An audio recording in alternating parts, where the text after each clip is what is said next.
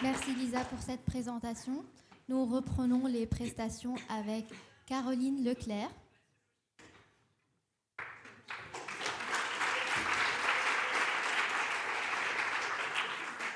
Caroline est doctorante en sciences juridiques à la faculté de droit. Elle est financée par le FNRS.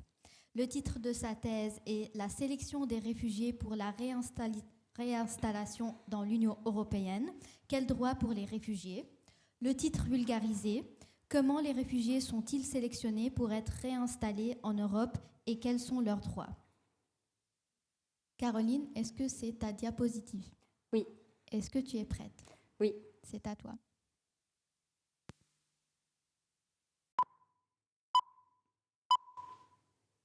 Louise est née dans le camp de réfugiés de Kiziba, au Rwanda.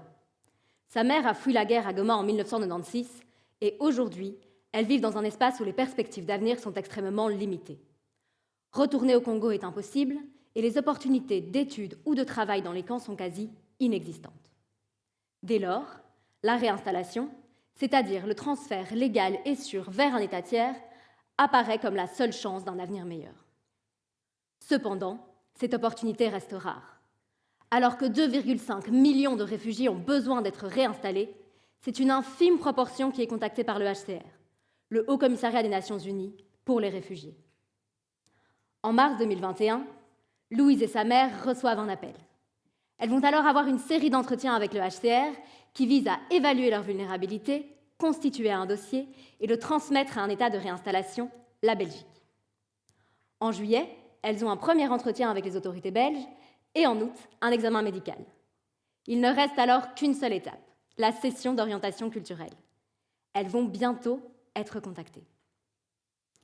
Mais les jours, les semaines, les mois et une année entière s'écoulent sans information. La vie est en suspens.